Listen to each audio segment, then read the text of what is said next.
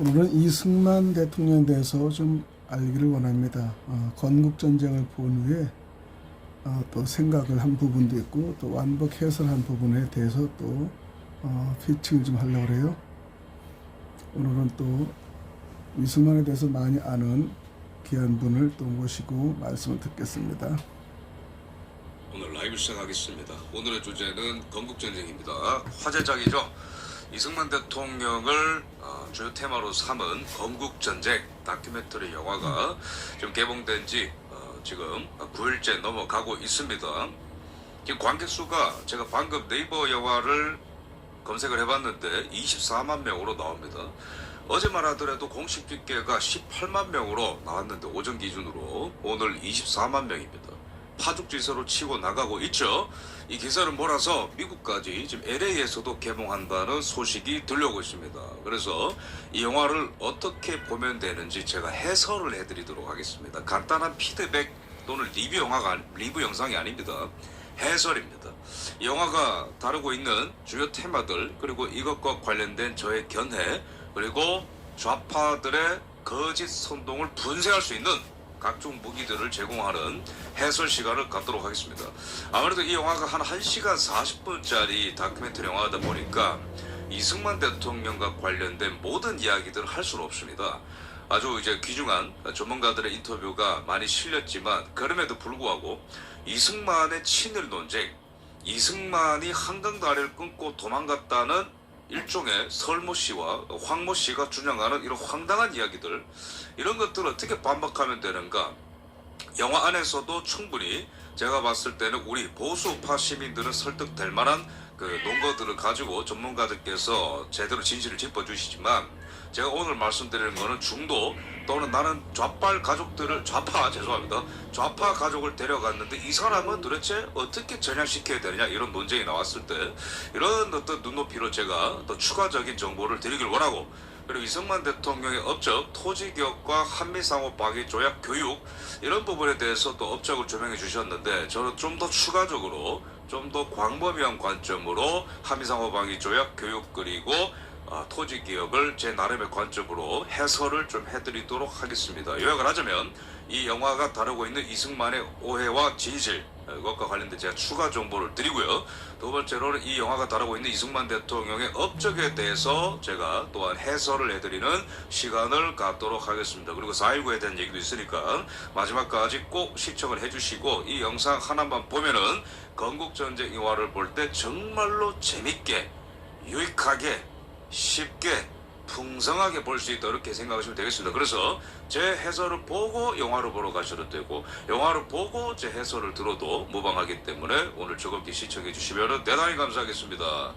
네, 오늘 구독, 좋아요, 알람 설정 여러분들에게 부탁드리고 방송 시작하겠습니다. 여러분들이 후원을 해주시기 때문에 제가 이렇게 방송에만 전념할 수가 있는 것이죠. 그래서 중간에 계좌 안내 드리오니 많은 분들의 성원과 지지와 후원을 부탁드리겠습니다. 그리고 구독 설정 꼭 해주시고 종 버튼 누른 다음에 제일 위에 전체 버튼을 누르셔야 제가 올리는 모든 영상들을 제때제때 알람을 받아보실 수가 있습니다. 뭐 관련된 보도 어제는 18만 명 오늘은 24만 명 이렇게 숫자가 계속해서 폭증하고 있고 건국전쟁 관람객이 늘어나자 CGV LA도 지금 미국에도 상륙을 해서 두 곳이 상영을 하도록 확정이 되었다. 무엇보다 기쁜 것은 길 위에 김대중이라는 김대중을 다룬 다큐 영화를 압도적으로 압살하고 지금 스코어를 앞서가고 있다라는 것이죠. 제가 찾아보니까 길 위에 김대중 같은 경우에는 그 12만 명 관람객이 넘는데 28일이 걸렸는데 그 건국전쟁 이승만 대통령 영화는 한 6일 만에 막 12만을 그냥 넘었다고 합니다. 그러니까 압도적인 차이로 이제 스코어가 차이가 나는 건데 당연한 겁니다. 제목 그대로 김대중은 길 위에 들어놓은 사람이고 길 위에 들어놓아서 시위만 한 사람이고 이승만 대통령 길을 만든 사람이기 때문이죠. 길바닥에 누워서 시위만 한 사람과 길을 만든 사람의 클래스는 현저히 차이가 나는 것입니다. 그렇기 때문에 스코어도 그 두 사람의 업적의 차이를 여실히 드러내고 있다는 말씀을 좀 드리겠습니다. 제가 건국전쟁 영화를 저번 주에 봤는데 일단 제가 첫 번째로 고평가하고 싶은 부분은 뭐냐면은 국내외의 아주 다양한 전문가들의 견해를 실었다라는 거죠. 편향된 느낌이 아니도록.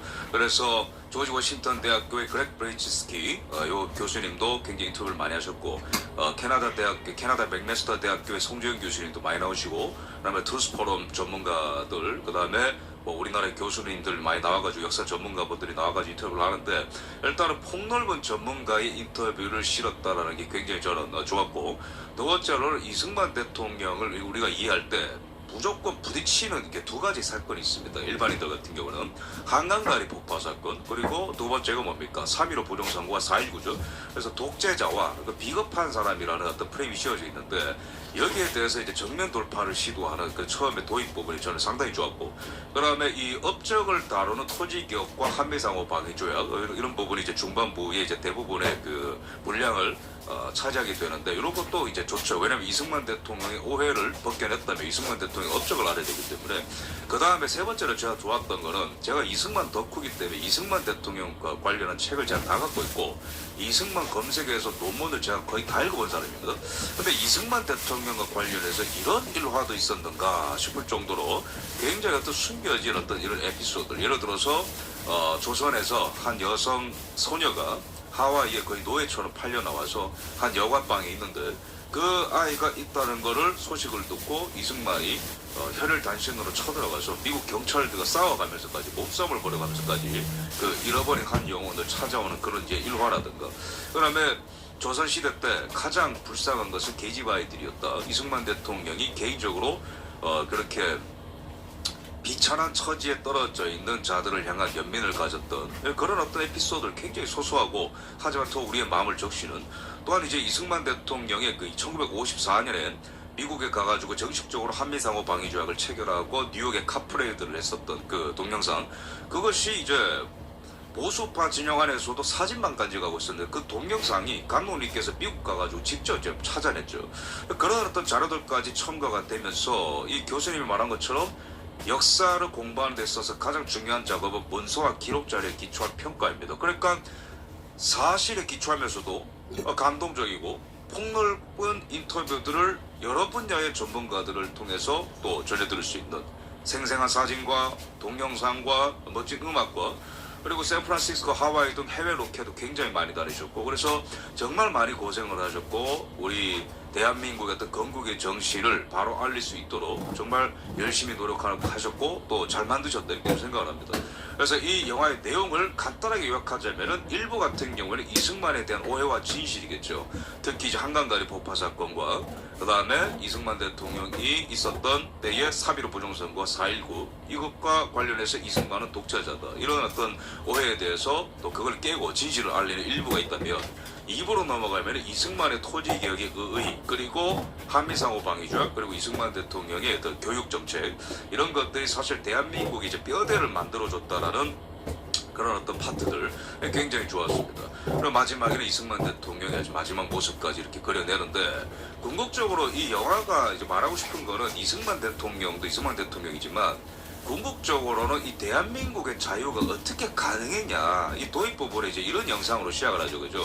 북한 같은 경우는 암흑천지, 대한민국은 빛으로 가득하고, 대한민국은 아프리카 가나보다 못 살고 필리핀보다 못 살았던 것이 해방 때의 우리의 현실인데, 근데 그게 이제 70년 만에 대한민국의 경제가 이제 전 세계 10위권으로 들어오고, 이제는 국방력도 막 순위가 뭐 5등까지 치고 올라오는 등 대한민국의 위상은 치고 올라오는데, 막 북한은 나가리로 떨어지고, 그럼 대한민국의 성공의 비결은 도대체 어디 있냐라는 질문을 던지고, 그 대답은 바로 이승만에게 있다라는 답을 던지는 것인데, 제가 오늘 왜 그게 과언이 아니고 왜 그게 참된 진실인지를 여러 각도를 통해서 말씀드리도록 하겠습니다. 이 영화가 말하는 것처럼 이승만 대통령의 이 한강다리 폭파 사건은 허구다라고 밝히죠. 제가 오늘 진행하는 순서는 영화의 순서와는 무관합니다. 다만 가장 중요하다고 생각하는 이승만 대통령에 대한 오해, 그리고 그것에 대한 진실, 요거를 제가 한강다리 폭파 사건과 친일파 논쟁으로 먼저 좀 제 해설의 포문을 열고, 그러면 이승만 대통령의 업적과 관련된 추가적인 정보를 아셔야 이 영화를 볼 때 감동이 그냥 배가가 된다라는 말씀을 좀 드리겠습니다. 그 다음에 4.19의 진실, 이런 부분 말씀드리면서 이승만 대통령이 왜 국보로 평가받는 게 온당한가, 그리고 또한 영화가 다루고 있진 않지만 제가 이승만 대통령의 직선제, 대통령 직선제 투쟁이라는 부분을 제가 추가적으로 얹으면서 이승만 대통령의 여러 가지 업적이 있지만 그 중에서도 내각 책임제를 출발했었던 대한민국 그 한민당의 보수파가 우리나라를 내각 책임제로 만들었거든요. 근데 그거를 무마하고 무너뜨리고 그런 시도를 무너뜨리고 대통령제를 확립했던 이승만 대통령의 투쟁까지 얹으면서 나 대한민국 그냥 이승만의 작품이다라는 말씀을 오늘 좀 드리겠습니다. 첫 번째, 이 영화도 지적을 하고 있고 많은 좌파들이 이승만의 업적을 아예 거들떠도 보지 못하도록 일반 국민들이 완전히 부도덕한 사람으로 프레임을 유치하게 걸고 가는 게 있습니다. 그 중에 대표적인 게 바로 한강다리 폭파 사건이죠. 한강다리를 이승만이 폭파 명령을 내렸고 그 다음에 두 번째로 혼자 빠져나갔고 그 다음에 자기는 망명정부까지 계획을 했다. 이거 뭐 자기들 나름대로의 어떤 내피셜에 근거한 이런 주장들이 있습니다. 그리고 뭐 이제 얄팍한 어떤 증거들을 갖고 그러는데 제가 조목조목 그것들을 비판을 하겠습니다. 이 영화에서도 보여주는 장면이 뭐냐면은 이 뭡니까 웰컴 투 동막골 이 영화에서 신하균 씨가 연기한 이 사람이 국군으로 나오는데 이 사람이 트라우마가 뭡니까 기억 속에 나는 한강다리 폭발을 싫었는데 거부했는데 윗선에서 명령이 내려서 한강다리 폭발을 명령 내려서 그 트라우마가 나를 따라다닌다 이러면서 나중에는 뭐 북한 인민군이랑 같이 합체해가지고 뭐 미군한테 막 그 기관총 쏘고 막 난리 나죠 그죠 완전 반역적인 영화인데 여기 보면은 그냥 버젓이 한강다리 폭발을 그냥 그 우리나라 무능한 당시 이승만 정권이 내렸고 거기 민간인들이 폭사했고 막 이런 장면이 나오거든요. 그 영화에 그 영화를 그대로 빌려가지고 JTBC에서는 이 최진기 이제 이 사람 그 강사죠 하은 강사인데 이 사람도 막 이승만 정권을 막 비판합니다. 사람들이 건널 때 터뜨렸다라는 질문에 최진기 이 강사가 예스 이러면서 이승만은 무능했다 뭐 이런 식으로도 얘기하고 그러면 이 하얀머리 아저씨 이름 누군지 모르겠는데 민간인 피해자는 질문에 800명이 죽었죠 이러고 있는 거예요. 그 다음에 이승만 정권 어쨌든 그냥 무능하고 부도덕했다. 왜 부도덕하냐? 민간인들이 몇백 명이 지나가는데 그 폭탄을 떨어뜨렸기 때문에 부도덕한 것이고 왜 무능하냐? 그러면은 북한군이 쳐들어왔는데 막지도 못하고 혼자 도망갔기 때문에 무능하다. 뭐 이런 식으로 이제 그 기승전결을 내리는 건데 이거는 이 사람들뿐만 아니고 대표적인 오해고 사료에 근거한 연구가 아닙니다. 이거는 제가 조목조목 반박을 하겠습니다. 예를 들어서 제 지금 해설을 보실 때 지금 뭐 여러분들이 뭘 염두에 두셔야 되냐면은 내가 공부하는 것 첫 번째 목적, 두 번째로는 가족들 데리고 갔을 때 분명하게 설명해 주세요. 당연히 이 영화가 1시간 40분짜리인데 귀한 내용이 많은데요. 조목조목 좌파들의 세계관 속에 있는 것들 다 반박하지 못합니다. 왜냐면 시간이 그게 허락 안 되기 때문에 당연히 거기 나온 전문가들한테 시간을 주면 다 반박할 수 있겠지만 제가 대표해서 이렇게 하는 겁니다. 그래서 가족들을 데려갔는데 야 근데 영화에서는 이렇게 해명하는데 실제로는 뭐 이런 것도 있다니까 이렇게 분명히 얘기하거든. 좌파 친구들이랑 그 가족들이 그랬을 때는 이런 식으로 반박하시면 됩니다. 자, 첫 번째 대표적으로 한강다리가 폭파돼서 사람들이 도망가고 있는 사진이라고 알려져 있는 가짜 사진이 있습니다. 이게 바로 뭐냐면은 이 사진을 보면서 내가 우리 학교 선생님이 PPT 화면에 들어줬는데 이렇게 피난민들이 건너가다가 다리가 무너져서 이렇게 막 죽고 그랬다고 떨어지는 거 봤다. 뭐 이렇게 얘기하는 사람들이 있거든. 근데 그때 딱 사람 얘기하는데 야 그 가짜 사진이다. 딱 얘기해준대. 이 사진은 뭐냐? 한강이 아니고 북한의 대동강을 건너는 대동강 철교 사진입니다. 여러분들도 이거 모르시는 분들 좀 있을 거예요. 이거는 한강다리 폭파가 됐던 게 6월 28일이거든요. 전쟁 나고 3일 만에. 근데 이거는 겨울에 저 중공군이 쳐들어 내려와가지고 평양에서 사람들이 대피하는 사진입니다. 그래서 이거는 한강다리 폭파랑 아무런 상관이 없다. 그럼 이거 누가 찍었노? 당시에 종군 기자인 맥스 데스퍼라는 기자가 찍은 사진이고 한강다리 폭파랑은 아무런 관련이 없는 사진입니다. 좌빨들은 잘 모르는 사람들은 커뮤니티 이런 거 올리고 막 놀거든요. 이거 가짜 사진이다. 두 번째, 실제로 한강다리가 폭파된 것은 여기 오른쪽에 보이고 그 다음에 왼쪽에 있는 한강철교 같은 경우에는 미 공군이 7월 3일에 이제 터뜨려서 무너뜨렸는데 이 다리와 관련된 제가 진실을 좀 말씀드리겠습니다. 이게 한강철교, 한강교가 이렇게 끊어져서 있는 사진이고 그때 당시에는 그럼 한강다리를 왜 끊었냐? 6월 28일에 간단합니다. 북한의 전차는 T-34 전차, 소련군이 독일을 무너뜨릴 때 썼었던 당시의 최고 성능의 T-34 전차를 230대를 끌고 왔는데 우리는 최전선에 그거를 막지를 못했어요. 그러니까 옹진반도에 있는 백선엽 백인영 장군이 전투력은 뛰어나는데도 탱크를 잡을 무기가 없으니까 옹진반도랑 여기 일산 고양 일대가 하루 만에 다 무너지죠. 그 다음에는 의정부랑 이 춘천 라인이 의정부가 하루 만에 무너지고 포천 라인이 춘천 같은 경우는 한 3일 버티고 동해안도 3일 버티고. 근데 어쨌든 서울을 방어하기 위해서는 일산 고양 그 다음에 의정부 포천 라인을 막아야 되는데 하루 만에 다 붕괴가 됐어요. 왜 전차가 없으니까 전차 대 전차전을 할 수가 없는 거라. 그러니까 200대 넘게 전차가 밀고 놀아오는데 당연히 서울에 언제 들어와. 28일 새벽 1시에 이미 서울에 진입을 한 거예요. 이틀 만에. 이틀 만에 진입을 하는데 전차는 막을 수가 없어. 근데 이 우리나라 지도를 보시면요, 한 달 반 만에 우리가 낙동강까지 밀리거든요. 서울을 뺏기고 한 달 반 만에 낙동강까지 밀려 대한민국 영토에 5%만 남기고 다 망실된단 말이에요. 그 말은 뭐냐면은 대한민국 영토가 조그맣기 때문에 아주 많은 병사들이, 수십만 되는 병사들이 그대로 내려오면은 한 달 만에 조기에 전쟁이 끝나는 게 한국 전쟁의 특징입니다. 그렇기 때문에 김일성도 처음에는 한 달 만에 끝낼 수 있다고 스탈린을 설득한 것이고, 조기에 끝낼 수 있다는 확약을 받고 모택동이가 군사 지원을 처음부터 약속한 거거든요. 그래서 이거는 하루 이틀 차이가 굉장히 중요한 전쟁입니다. 그렇기 때문에 전쟁 전에 이미 우리나라 국군 수뇌부에서는 어떤 지침을 만들어 놨냐면은 서울에 북한군의 전차가 들어오는 순간 2시간 내에 한강교로 폭파시킨다는 매뉴얼이 있었어요. 왜? 한강교를 폭파시키지 못하면 전차들이 다 내려와가지고 끝나버리는데, 그래서 그 뒤에 한강교로 폭파한 다음에 김홍일 장군이 이끄는 한강 방어선 전투가 6일 동안 버팁니다. 6월 말부터 7월 초까지 6일 동안 버티거든요. 그 사이에 어떤 일이 있었냐면은 6월 29일에 메가더가 동경에서 날라와가지고 그 시찰을 하는 거고, 그 다음에 미국의 스미스 부대가 부산에 도착해서 7월 1일에 부산에 도착해서 그럼 오산 조미령에서 북한군이 한판 붙으면서 지연전을 또 펼쳐주는 거거든요. 근데 만약에 한강교를 폭파시키지 않고 북한군의 전차가 그냥 200대가 쑥 내려오면요, 뭐 없는 거예요. 메가더의 공중 시찰도 불가능한 것이고 격추당하는데, 그 다음에 스미스 부대가 올라와서 2차 지연전도 못하는 겁니다. 게다가 김홍일 장군이 한강 방어선에서 6일을 버텨줬기 때문에 어떤 일이 일어났습니까? 제전선에서 하루 이틀 만에 다 붕괴가 돼서 그 국군들이 다 사라진 게 아니고요. 백선엽 장군을 비롯한 일선에 있는 장군들이 패잔병들을 다 모아가지고 낙동강까지 내려와가지고 낙동강 방어선을 구축을 일찍 시작하거든. 그러면 결론적으로는 뭡니까? 한강교가 폭파가 전략적으로 안 됐으면 그 한국 전쟁이 쉽게 끝날 뻔했어요. 이거를 갖고 막 결과적으로 막 폭발을 시켰니 많이 이런 걸로 하는 거는 군사 전략을 완전히 다 무시하는 일이다. 그래서 조기에 폭파했다고 막 이제 나발 보는 사람들이 있는데, 여기 있는 뭐 최진기, 뭐 황현필 뭐 이런 사람들이 있어요.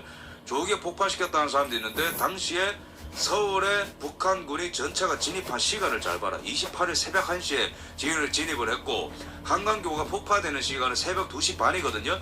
1시간 반 만에 폭파가 되는데, 당시에는 T-34 전차의 시속이 55km를 달려. 그러니까 30분 만에 서울 진입하고 30분 만에 한강교로 진입을 할 수 있는데 당연히 폭발을 시켜야죠.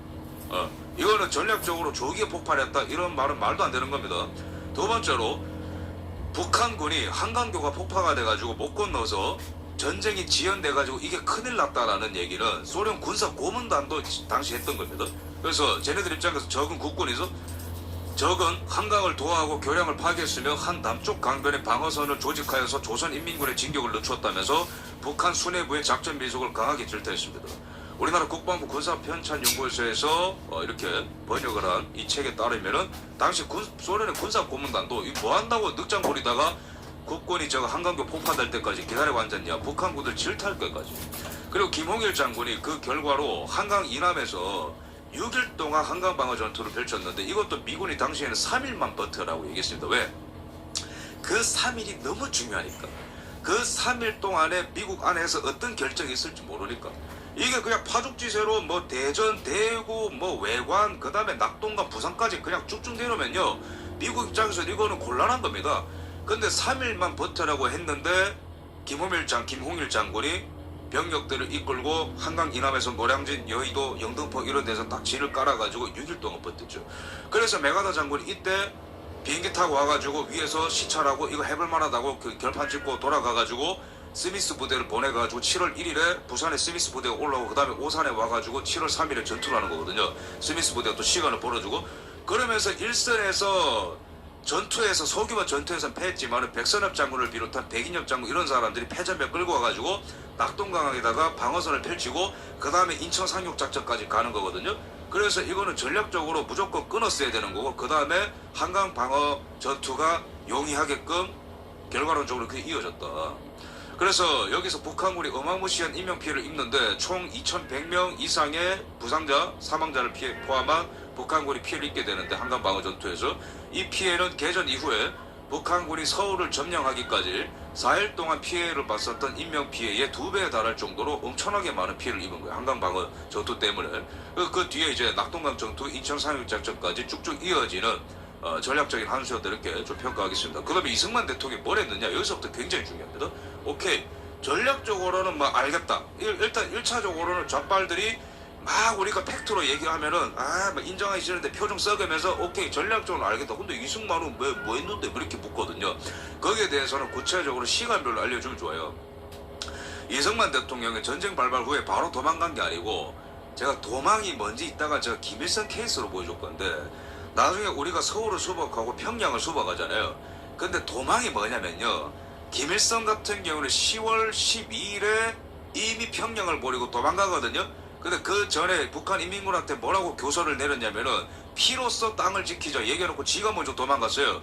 근데 우리 국군이 평양을 수복하는 게 10월 19일인데 우리 국군이 평양에 들어오기 일주일 전에 도망갔다고. 그게 바로 도망이죠. 근데 이승만 대통령은 전쟁 일어나고 이틀 동안 서울을 뜬 적이 없어요. 이게 무슨 도망입니까? 그리고 이승만 대통령이 정말 도망갈 거면요. 사료 다 뒤져보세요. 이승만 대통령은 한국전쟁 일어나기 1년 전부터 전쟁을 예고한 사람입니다. 그거는 김구도 마찬가지고 김구가 1948년 4월 달에 북한 갔다 와서 뭐라 했어요? 북한은 이미 전쟁할 대비를 다 마쳤다. 대비를. 왜? 소련군의 모든 탱크와 전투기를 다 받아냈으니까 이승만 대통령도 그걸 알았거든요. 그러니까 이승만 대통령이 주한미군이 나간 다음에 전쟁 난다고 경고하지. 그렇게 전쟁 난다는 걸 미리 알고 있는 사람이 서울에 왜 앉아있습니까? 그건 도망이 아니야. 그럼 이승만 대통령은 27일 새벽 4시에 왜 대전으로 가셨냐면은 그마저도 신성목 국방부 장관과 우리나라에 나와 있었던 주한미 대사인 존무초 대사가 뜯어 말려서 그런 거예요. 계속 서울에 계시면 각각께서 포로로 잡히게 되는 순간 전쟁은 바로 종료가 됩니다. 에? 그렇게 되는 순간 이거는 끝나버리기 때문에 빨리 대전으로 가셔야 된다 해서 6월 25일 새벽에 전쟁 났을 때도 경무대에서 버티셨던 거고 26일에도 대통령께서 경무대에 버티신 거고 왜? 국민들이 여전히 여기 있으니까 서울에. 근데 전략상으로 이승만 대통령이 포로로 잡히자니 전쟁이 끝나버려. 왜? 당시에는 나라가 만들어진 지 얼마 안 됐잖아요. 2년밖에 안 됐어. 그마저도 나라를 만들고 48년 10월 달에 여순 반란 사태 일어나고 나라 만들기 전에 제주 4.3 일어나고 소규모 폭동 같은 것들이 계속 일어나고 그 다음에 국회 뿌라치 사건 제가 이따 말씀드릴 텐데 국회에는 공산주의자들이 가득해. 그러니까 국회에도 공산주의자들이 가득하고 군대에도 공산주의자들이 가득하고 일반 시민사회에서도 공산주의자들이 가득했던 게 당시 형국이었기 때문에 이승만이 포로로 잡힌다? 그럼 박헌영의 말 그대로 대한민국 내에서 봉기하는 공산주의자들이 여기저기서 일어나는 거예요. 그래서 그게 걱정됐기 때문에 전략상으로 신성목 국방부 장관과 미국의 주한미군 대사가 주한미 대사가 이걸 뜯어 말려서 새벽 4시에 겨우겨우 대전으로 이동을 하신 겁니다. 그마저도 당시 일화를 보면은 존무초 대사의 일화에 따르면 이승만 대통령을 강제로 기차에 태웠는데 기차에 태워서 최대한 멀리 피난시키려고 대구까지 내려보낸 거예요. 이승만 대통령. 근데 이승만 대통령이 이제 잠을 2박 3일 동안 못 주무셨기 때문에 기차에서 잠깐 주무시고 눈을 떴는데 분명히 대전행 기차라고 들었는데 왜 대구까지 왔냐 그래서 노발대발 하면서 다시 대구에서 대전까지 기차를 돌리거든. 이게 무슨 도망입니까? 국군이 오는 거를 소식을 듣고 일주일 전에 도망가는 게 김일성의 도망이지. 이거는 도망이 아니에요. 전략적으로 전쟁에서 승리할 수 있도록 고심한 그 티가 나는 거죠. 이 과정 속에서. 그럼 이승만이 안심하라고 방송하고 도망간 거 아니에요? 이런 얘기하는데 그것도 다 그냥 가짜입니다. 제가 팩트를 말씀드릴게요. 27일 오후 4시에 27일 오후 4시에 이거는 아직 한강다리 폭파전이 한강다리는 28일 새벽 2시 반에 있었던 거고 27일 오후 4시에 어떤 국방부의 발표가 있었냐면은 국방부가 라디오 방송을 통해서 국방군이 지금 현 전선을 고수할 것이고 우리가 의정부를 탈환했다라고 방송했어요. 그게 왜 그런 거냐면은 선무 공작이라는 거 있어요. 그 군대 갔다 온 분들은 알겠지만 선무 공작이라는 게 뭐냐면은 일부러 과잉 선전을 해서 우리 편을 만들고 민간인들을, 그 다음에 우리 민간인들이 과잉 가짜 정보에 속아가지고 정권에 붙지 않도록 하는 게 선무 공작이라는 거거든요. 그래서 그거를 해야 우리나라에 있는 사람들이, 빨갱이들이 들고 일어나지 않고 국민들이 동요를 하지 않을 수가 있는 거예요. 전쟁할 때 그게 굉장히 중요하거든요. 그럼 예를 들어서 반대로 한번 발표를 해본다 봅시다. 지금 북한군의 전차가 200대가 넘고 우리가 전차가 한 대도 없기 때문에 우리 게임이 끝났고, 이미 이제 서울과 이런 모든 것들이 다 털렸기 때문에 게임이 끝났다 발표하면 어떻게 될까요? 그럼 당연히 전 국민이 전부 다 인민군에 붙어버리겠죠. 군사 기밀 같은 거 넘겨주고, 그 다음에 국군 찾아내고 막 국군이 숨어 있는 거 가르쳐주고 난리가 나겠죠. 그러면 안 되는 거라. 그래서 27일 오후 4시에 전략적인 차원에서 선무 공작 차원에서 국방부가 이 발표를 한 겁니다. 먼저. 근데 27일 저녁 9시에 어떤 일이 있었냐면은, 이때 드디어 트루먼이 미군을 보낸다는 완전히 확답을 준 거예요. 이승만 대통령한테. 드럼라이트 참사관이라는 사람이 있어요. 우리나라에 나온 사람. 그래서 그 사람이 지금부터는 It is not your war, it is our war이라고 딱 선을 해준 거예요. 이승만 대통령이 그 얘기를 듣고 드디어 됐다. 메가더 차원에서의 그런 결정의 정도가 아니고, 트루먼이 미군을 보낸다는 게 확정이 됐고 유엔군이 참전한다는 게 결정이 됐기 때문에 27일 저녁 9시에 이승만 대통령이 대전에서 어떤 발표를 하게 되냐면은, 유엔과 미국에서 우리를 도와 싸우기로 했다. 지금 공중과 해상으로 무기 군수품을 날라와서 우리를 돕기 시작했으니까 국민들은 고생이 되더라도 굳게 참고 있으면 적을 물리칠 수 있으니 안심하라. 이거는 당연히 대통령으로서 해야 되는 말입니다. 그러면 이런 말을 안 한다 보세요. 그럼 이승만 대통령 육성이 안 들린다 보세요. 그러면 국민들이 동요하기 시작하는 거죠. 그럼 반대로 있는 그대로 얘기한다 보시죠. 야, 미군이 참전을 결정했긴 했는데 지금 상황이 어렵기 때문에 다 도망가라. 다 끝났다. 이렇게 하면 대통령이 전쟁을 포기했다는 얘기 때문에, 포기했다고 생각했기 때문에 아비규환이 펼쳐지는 거죠. 그럴 바에는 미군의 참전이 결정됐기 때문에 파이팅 하자. 이게 맞는 말이죠. 전쟁 지도자로서. 근데 여기서 문제가 생긴 게 뭐냐면은, 5시간 전에 있었던 국방부의 발표랑 이승만 대통령의 발표랑 이게 어떻게 보면 내용이 약간 충돌하는 지점이 있었던 거죠. 이것 때문에 나중에 후세에서 이승만이 안심하라, 그 다음에 이기고 있다고 거짓말을 하고, 이승만이 서울에 남아라라고 얘기했지만은 각기 다른 발표라고 딱 선을 그어야 됩니다. 국방부는 국방부 차원에서 당시에 선무 공작을 했던 것이고, 여러분 전쟁이 한번 터지면요 사리분별이 될 것 같습니까? 지금이야 우리가 후대에서 몇 날 몇 시에 전차 몇 대가 왔고 그게 파악이 되지만은, 당시에는 북한군이 새벽 4시에 38선을 뚫고 내려오는데 이게 전차가 몇 대인지, 이거는 100대인지 1000대인지 구분이 안 가고, 우리나라 국군의 뿌락치가 몇 명이 숨었는지 그것도 파악이 안 되고, 일반 백성들 사이에서 공산주의자가 누군지 그것도 파악이 안 돼. 그러니까 이 아비규환 속에서 일단은 국방부가 발표할 건 발표를 하는 것이고, 대통령은 대통령이 할 일을 한 겁니다.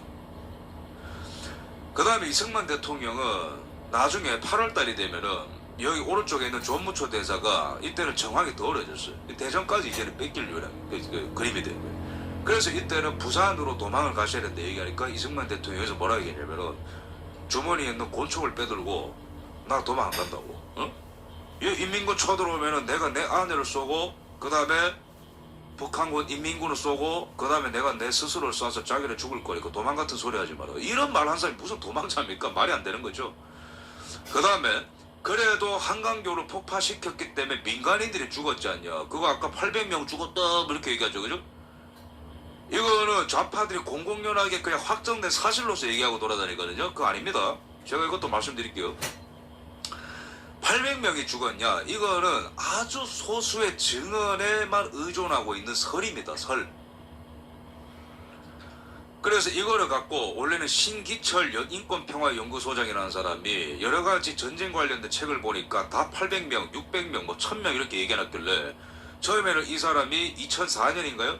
어떤 그 책을 발간했을 때는 800명 사망설을 주장했다가, 이분이 개인적으로 연구해 본 거예요. 진짜 그런가? 근데 직접 연구를 직접 개인적으로 해보니까 800명으로 단정 지을 수 없고, 오히려 독자적으로 조사를 했을 때 민간인이 800명 죽었다라는 거 믿기 힘들고, 오히려 군인들과 경찰들이 그 폭탄을 설치하고 그 인근에 있었던 군경 인명피해만 77명 정도 있었다고 2016년에 정정했어요. 이 사람의 근거는 뭐냐면은, 당시에 민간인들은 이 사진에 보다시피 부교로 대피할 수 있도록 군경이 다 조치를 해줬다. 이거는 1950년 6월이 아니고 다른 날짜인데, 이렇게 부교를 설치해서 민간인들이 대피할 수 있도록 군경이 대처를 해줬고, 게다가 폭탄 설치를 하는데 그냥 예를 들어서 무슨 뭐 배틀그라운드나 뭐 애들 게임하는 것처럼 뭐 파이어 인더 홀람 하면서 폭탄 던지고 뭐 그런 게 아니거든요. 다리를 폭파시키려면 폭탄 설치에 몇 시간 걸리는데 어떻게 밀어 닥치는 그 민간인들을 대피를 안 시킬 수 있었겠느냐 당시에. 그 다음에 특히나 800명이 죽었다라는 것은 당시에 군사 고문단으로 왔었던 한 미군의 한 명의 증언에 의존하고 있고, 게다가 사람들이 죽었다라는 걸 카더라 들었다 이런 당시에 국민들 몇 명의 음성에 의존하고 있기 때문에 800명이 죽었다? 그럼 시체들이 둥둥 떠 있어야 되는데 그 증거는 여전히 800명으로 확정하기에는 이거는 미궁이다라는 판결을 미궁이라는 연구 결과를 발표한 거예요. 신기철이라는 사람이 2016년에. 그래서 피해자가 800명이다. 한강다리 폭파 사건 파트를 이제 지금 마무리 짓고 그 다음 파트로 가겠습니다. 피해자가 800명이다? 너 확정 지을 수 없다. 확정 지을 수 없다는 거예요. 두 번째, 이승만이 시켰냐 한강다리 폭파를? 아니다. 그거는 국방부에서 당시에 육군참모총장이 최병덕이 명령을 내렸다고 일단 알려져 있고, 근데 그마저도 최병덕이 전투 중에 사망을 했기 때문에 재판 과정에서 증언을 못했어요. 그래서 그 밑에 있는 최창식 대령이 그 일선의 책임자였기 때문에 사형을 당했거든요. 어쨌든 군경 피해가 77명이 나왔고 민간인 피해는 일단 물음표고, 어쨌든 인명 피해가 많이 났으니까. 그 다음에 그마저도 최병덕 육군참모총장이 안 시켰다라고 증언하는 당시에 보호자에 있었던 참모진들의 증언도 있어요. 그럼 누가 있냐? 그럼 좁혀지는 거는 당시에 이범석 총리가 광복국 출신에다가 원래는 초대 국방부 장관이었거든요. 이분이 이제 이렇게 매뉴얼을 세웠다. 아니다. 당시에 국방부 장관 신성복 국방장관이었거든요. 신성복 국방장관이 했는데 이거를 덤태기를 최창식 대령한테 씌운 거다. 증언이 엇갈리고 있습니다. 결론적으로는 이승만 대통령이 시킨 게 아니에요. 절대 아닙니다. 국방부 차원에서의 지침이었고, 그마저도 책임을 전가한 거 아닌가라는 의심이 들 만큼 서로 증언들이 많이 엇갈린다라는 거죠. 그래서 이러한 차원에서 한강다리 폭파라는 비극을 봐야 되는 거지, 정말 원색적으로 이승만이 꼭대기에서 도망가기 위해서 시켰고 혼자 도망갔고 민간인이 800명 죽었고 그것도 다 가짜라는 겁니다. 이거는 다 제가 개인적으로 공부를 한 내용이고, 이거는 여러 가지 국방부 관련한 자료들 그리고 기사들, 제가 현대사 그래도 연구를 개인적으로 하는 사람들이기 때문에 이런 책들을 보면 다 종합적으로 알 수 있는 것들입니다. 그래서 이 피해자가 800명이냐? 너 확정 지을 수 없다. 두 번째, 이승만이 시켰냐? 한강다리 폭파. 너 국방부 차원의 지침이었다. 그 다음에 세 번째, 이승만이 도망가기 위해서 그랬냐? 아니다. 절대 그런 게 아니고, 다만 국방부의 발표와 이승만의 발표가 어긋나면서 이런 일이 생긴 것이고, 당시에는 전쟁 초기였기 때문에 그 아비규환 속에서 대통령 할 일을 한 것이고, 국방부 차원에서 국방부가 할 일을 한 것이다. 이런 식으로 말씀을 드리겠습니다. 진짜 도망간 건 누구냐? 김일성입니다. 평양에서 중국으로 바로 도망갔거든요. 국군이 서울 수복하고 인천 상륙작전 이후에 서울 수복하고 평양 수복할 때 10월 19일에 우리 국군이 평양에 들어가는데 10월 12일에 이미 평양을 버리고 도망간 사람이에요. 김일성이가. 이게 도망이죠. 그래놓고 지는 뭐라 했어요? 인민군한테 조국의 전투를 비로소 사주하자 이 개돼지들아 이러고 지가 먼저 도망갔어요. 이게 도망이죠. 왜 국경 밖으로 도망간 게 도망입니다. 이승만 대통령 국경 밖으로 나간 적 있어요? 없습니다. 그 다음에 여러분들 이렇게 많은 분들이 지금 시청해 주시고 채팅해 주시는데 감사합니다. 슈퍼챗 그 말도 맞는 듯님 슈퍼챗 감사합니다. 힘이 납니다. 그 다음에 금갈치니 후원 감사합니다. 그 다음에 논쟁으로 가보죠. 친일파 청산인데 이것도 영화에 나온 전문가분들이 충분히 설명을 드렸지만 조금 더 아시면은 윤곽에 나오기 때문에 제가 설명 좀 드리겠습니다. 이승만의 초대 내각을 보면은 이렇게 친일파가 없고 오히려 그 광복 활동을 한 독립운동을 한 분들이 가득하고 북한에 오히려 친일파들이 많다 이런 식으로 설명을 잘 해주셨죠 영상에서. 그래서 입문자들 같은 경우에는 우리 또 어린이들 같은 경우는 그것만 봐도 충분해. 근데 심화 버전이 있어요. 마치 우리도 수학이나 영어도 초중 상급이 있는 것처럼 좌빨들 세계관도 초중 상이 있거든요. 초급 단계에서는 북한군에 오히려 이렇게 친일파가 많았다. 그 김일성이부터 쫙 해가지고. 근데 이승만 정권에는 내각 장관들 보면은 다 이제 항일운동을 했던 사람들이에요. 이걸만으로 충분해. 근데 좌빨들의 중급 레벨로 가면 뭐가 있냐면은 친일파 청산을 할 수 있었는데 이승만 대통령이 이 자료화면처럼 반공을 내세우면서 공산주의자들이라는 오명을 씌워서 친일파 운동을 했었던 의로운 사람들을 탄압했잖아요. 그래도 친일파 청산이 안 된 이유는 이승만 대통령 때문이잖아요. 막 빽빽거리거든요. 문재인 때 KBS가 참 문제가 많았는데 KBS에서 이상한 패널들 나와가지고 뭐 친일파 청산보다 반공이 더 중요해서 친일 청산을 주장했었던 이런 사람들을 빨갱이로 몰아서 의회 안에 뿌락치가 있다고 오명을 씌워서 바로 그게 국회 뿌락치 사건이라고 하는 건데, 국회 뿌락치 사건을 통해서 친일파 청산했던 사람들을 무자비하게 가두고 괴롭혔잖아요. 이러고. 두 번째는 황현필 선생. 황현필 씨가 또 뭐라 했어? 나는 이승만을 국부로 인정할 수 없는 24가지 이유 영상을 또 찍었더라고. 24가지 이유를 제가 다 보니까 재밌더라고요. 그죠? 저런 주장도 가능하구나. 제가 언제 한번 황현필 씨를 저격을 하겠습니다. 여기서 뭐라고 했냐면은 이승만을 친일파를 부활시켰다 막 이럽니다.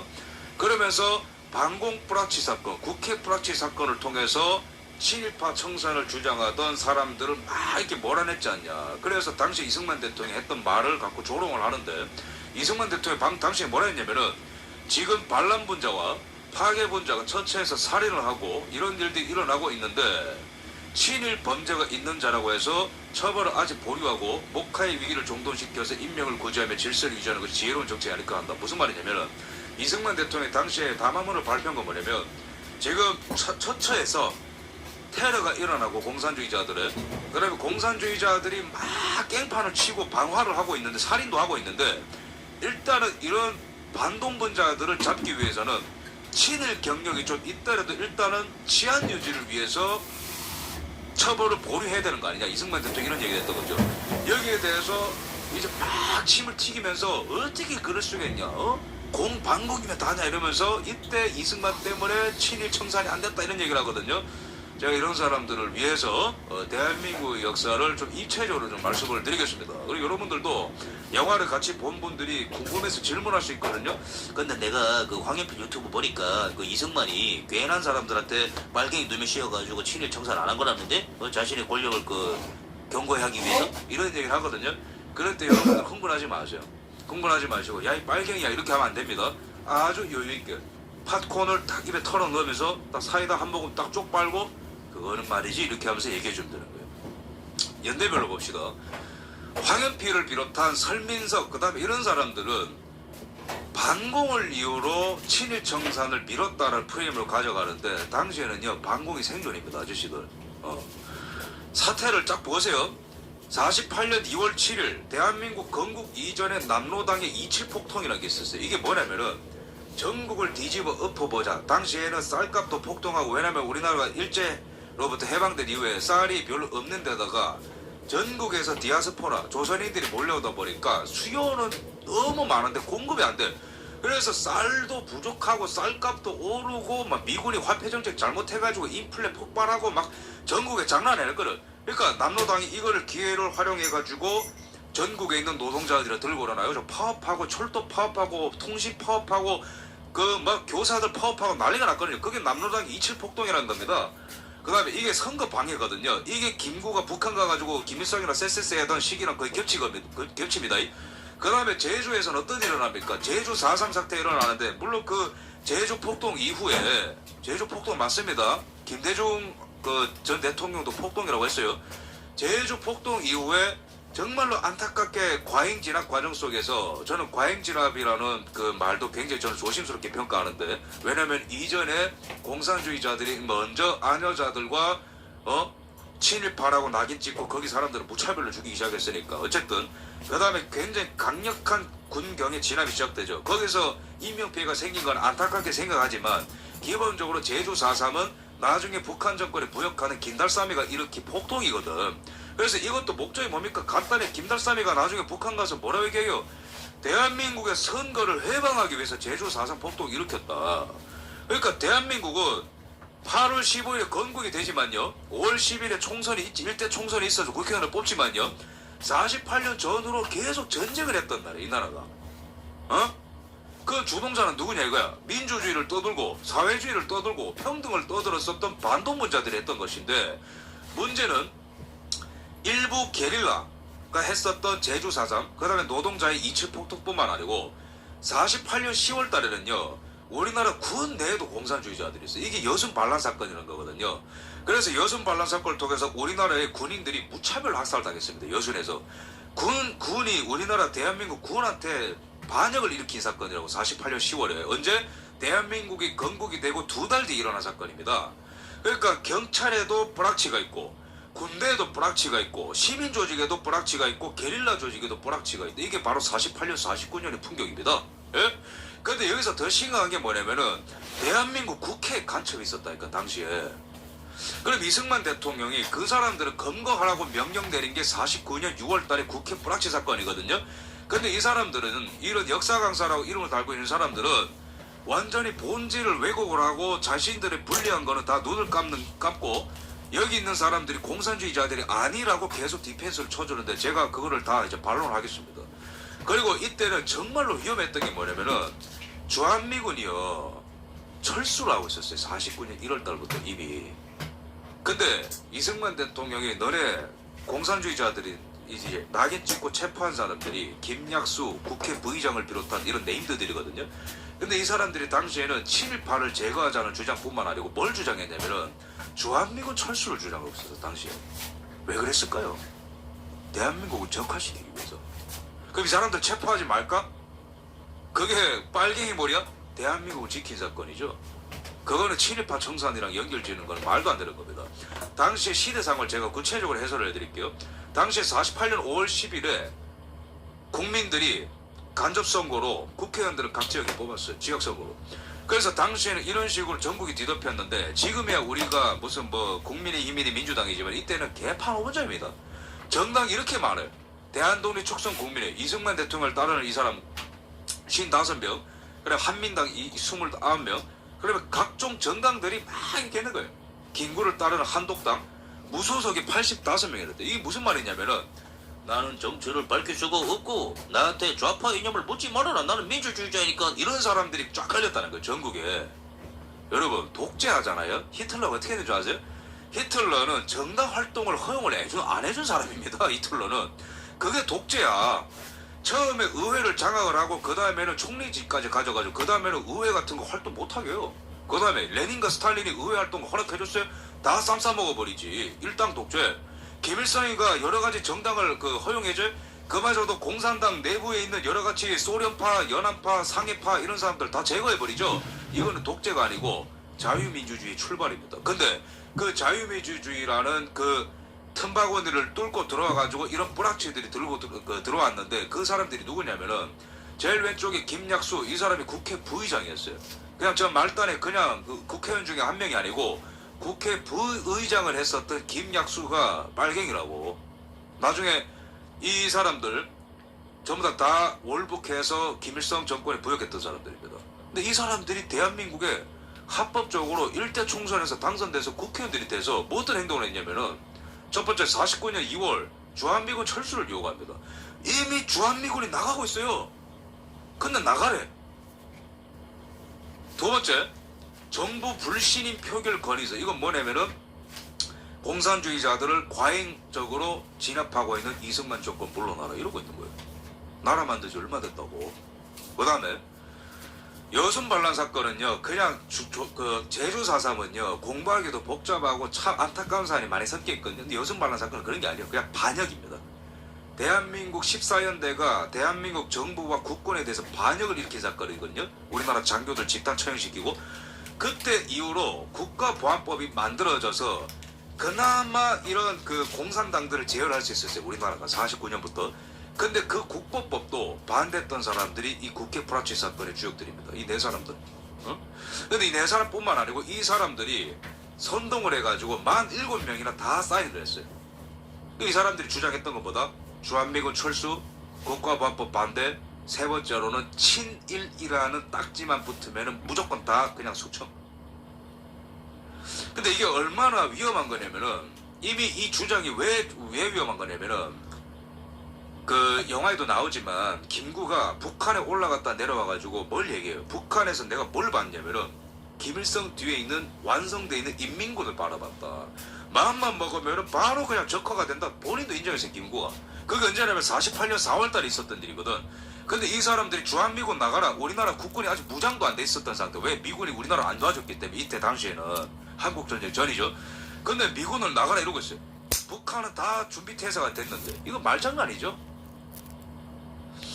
그 다음에 북한은 김구가 목격하기 이전에 이미 46년 2월에 북조선 임시인민위원회를 만들어서 산하의 군사부를 만든 다음에 군사뿐만 아니고 경찰 치안을 담당하는 기관도 소련이 여러 가지 무기를 제공해가지고 이미 경찰과 군이 다 무장을 완료한 상태였어요. 46년 초에. 이승만 대통령이 46년 6월에 정읍 발언으로 분단을 획책했다 했죠. 그죠? 남한만이라도 단독정부 세워야 된다? 웃기는 소리 하지 말라서요. 46년 2월에 4개월 전에 이미 북한은 군대를 만들었고 경찰을 만들었고 토지개혁을 완수했다. 근데 이런 와중에 대한민국에서 치안을 무력화시키는 친일이라는 목적으로 치안을 무력화시키고 주한미군 철수 평화라는 목적으로 주한미군을 철수를 얘기하는 이 인간들이 공산주의자들이 아니면 누가 공산주의자들이야 이 말이야. 근데 당시에는 상황이 이승만 대통령이 왜 진짜 절체절명으로 어려웠냐면은 그나마 보수 정당으로 알려져 있는 한민당이 좀 도와주면은 이런 공산주의자들이랑 싸움이 되거든. 근데 당시에는 한민당이 탄력에 눈이 멀어가지고 뭔 짓을 했냐면은 지금도 이준석, 이낙연 이런 애들 막 합당해가지고 윤석열 대통령 물어뜯고 이러죠. 이때도 똑같아요. 이승만 대통령이 공산주의자들한테 주한미군 철수하는 너네들은 반역이다 이러면서 막 싸우고 있었거든요. 국회에서. 이때는 한민당이 무슨 짓을 했냐면은 우리는 이승만을 몰아내고 무조건 내각 책임제를 성공시켜야 된다. 왜? 이 사람들은 이승만이라는 슈퍼스타가 없고 한민당은 전라도의 지주 기반의 정당이었거든요. 그러니까 이승만은 우리 편이 아니니까 우리는 우리 기득권을 지켜야 되니까 우리는 전라도 지주 계급, 응? 그래 일제시대 또 돈 많이 번 사람들, 왼쪽에 있는 사람들이 이런 세력이란 말이에요. 이런 사람들은 이승만이 대통령 하는 거 싫어해서 48년 건국될 때부터 이승만의 대통령제를 반대했고 왼쪽에 있는 김성준은 내각 책임제를 주장했단 말이에요. 근데 이때다 공산주의자들과 이승만이 싸울 때 이때다 싶어가지고 한민당의 김성수 왼쪽에 그 다음에 중간에 있는 대한국민당의 신익희가 합당을 해서 49년 2월 공산주의자들과 이승만 대통령이 막 싸울 때 합당을 해가지고 원내 제1당으로 등극을 한 거예요. 이때부터 내각제 개헌을 또 시도하는 거예요. 48년 건국될 때도요. 우리나라 제헌제 있잖아요. 7월 17일에 거기에 원래 초안에 뭐가 있냐면은 내각 책임제를 한다는 게 돼 있었어요. 근데 이승만 대통령이 처음에는 그 법안을 보고 야 이거 하면 우리 망하니까 이상한 시도하지 말고 대통령제 해라. 이거 안 할 거면은 나 대통령 안 할 거고 나 제야에 들어가가지고 국민들이랑 반정부 투쟁할 거야. 알아서 이 자식들아. 그 협박을 해가지고 겨우겨우 대통령제로 출발했거든요. 대통령 간선제로. 근데 김성수랑 이 신익희가 정말로 야비한 게 뭐냐면은 공산주의자들이랑 막 싸우고 있는데 이때 내각제 한다고 막 까불고 있어요. 그러니까 이승만 대통령은 이런 보수당 한민당한테도 지금 뭐 우겨 쌓여져 있고 공산주의자들은 무슨 주한미군 철수라 막 이러고 있는 상황 속에서 이승만 대통령이 국회에서 홀로 외롭게 이렇게 외치는 겁니다. 지금 남한의 미군을 다 내보내면 어떻게 되느냐 여러분들 아십니까? 국회의원들한테 지금 혼내는 거거든. 다만 얼마나 더 미군이 있어야 소련 군사가 내려오지 않을 수 있다. 여기 있는 공산당은 우리가 처리할 수 있겠지만 소련이 내려오게 되면은 여기는 안 된다. 미군이 있어야 소련이 넘어올 수 있을 만한 소련이 안 넘어온다. 그런 장치를 만들어야 된다. 그런 얘기들을 막 설득을 하고 있는 거예요. 이게 바로 49년 초의 풍경입니다. 응? 근데 이 친일파 청산이라는 반민족 처벌법이라는 김약수를 비롯한 공산주의자들, 국회에 있는 공산주의자들이 떠들던 게 왜 위험한 법안인지 제가 설명드릴게요. 이건 황현필 이런 사람들이 얘기 안 하는 거거든요. 이 법안 내용 중에 뭐 어떤 추상성이 있냐면은 일본국 정부 및 조선 총독부에 적극 협력하여서 친일 행위에 동참했던 자, 여기에 포함 안 되는 사람 누가 있습니까? 너무 추상적인 거야. 일본국 정부 및 조선 총독부에 적극 협력하여 친일 행위에 동참했던 자, 이런 논리로 따지면요 다 들어갑니다. 정주영 회장, 이병철 회장, 일단은 일본 정부 밑에서 다 사업해서 돈 번 사람들이죠. 그죠? 에? 쌀 장사 해가지고 물론 그마저도 수탈당해가지고 다 뺏겼지만 이 주상성 안에 다 들어온다 이거야. 온갖 작가들 다 들어오는 거야. 여기 땅만 가져도 다 들어가겠네. 이 주상성 안에서 다 끌려 들어가는 거예요. 그럼 우리나라 예를 들어서 박정희 대통령, 백선엽 장군, 그 다음에 김홍일 장군, 그 다음에 이 내역이 쫙 있거든요. 우리나라에 처음에 장교들을 비롯한 장성들 이런 사람들 절반은 광복군이고 절반은 전부 다 만주 군관학교 출신입니다. 그런 잣대로 하면은 우리나라 군경이 다 해체가 되는 거예요. 그럼 누가 막을 건데 이 나라를? 게다가 이 반민족 처벌법을 추구하는 사람들이 정신 나간 게 뭐냐면은 치안을 담당하는 경찰들도 어쨌든 다 행정 경력이 다 있던 사람들, 경찰 경력이 다 있던 사람들이 일제시대 때. 근데 그 사람들 개인별로 다 사연이 다르잖아요. 정말로 부양해야 될 가족이 있어서 그런 걸 수도 있고, 당시에는 우리나라 조선인들이 제대로 할 수 있는 일이 없었어. 땅도 많이 못 가졌고요, 교육도 제대로 못 가졌고, 참정권도 없고, 그러다 보니까 할 수 있는 게 뭐야? 교직에 진출하거나 군인이 되거나 경찰이 되거나 이 세 개밖에 없어요. 청년들이 성공하려면. 그러면 그마저도 거기서 그나마 똑똑한 엘리트들을 다 죽이겠다는 건데, 그러면 자진해가지고 지금 공산주의자들이 각지에서 들고 일어나는 거를 다 반기하자는 거죠. 두 번째, 여기 주한미국까지 나가라 그래. 게다가 이게 정말 최악의 법안인 게 뭐냐면은, 우리나라는 지금 1심, 2심, 3심이 진행되죠. 왜? 억울한 사람이 있으면 안 되니까, 판결할 때. 근데 나흘 만에 만들어졌어요. 반민족 처벌법이 나흘 만에 만들어졌다.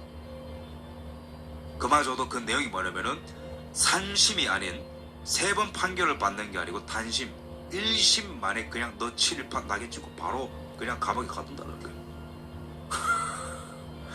이거를 만약에 통과시켰잖아요, 당시에 이승만 대통령이.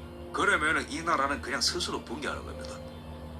우리나라를 지키는 군인들도 전부 다 감옥에 가는 거고, 우리나라를 지키는 경찰들도 다 감옥에 가는 거예요. 그럼 이 나라는 공산화되는 거죠. 폴란드가 왜 공산화됐는데, 해방 이후에 2차 대전 이후에 폴란드가 왜 공산화됐습니까? 동폴란드는 소련이 지배하고 서폴란드는 당시에는 영국의 그 비호를 받는 그 어떤 망명 지도자가 다스리고 있었거든요. 민주주의 떠드는 자들한테 속아 넘어가다 보니까 자체적으로 모든 무장 같은 것들도 다 해제하고 그러다 보니까 쏠락 넘어간 거예요, 폴란드가. 그 뒤에는 이제 소련한테 전부 다 장악당해가지고 흑역사가 진행되는 거죠.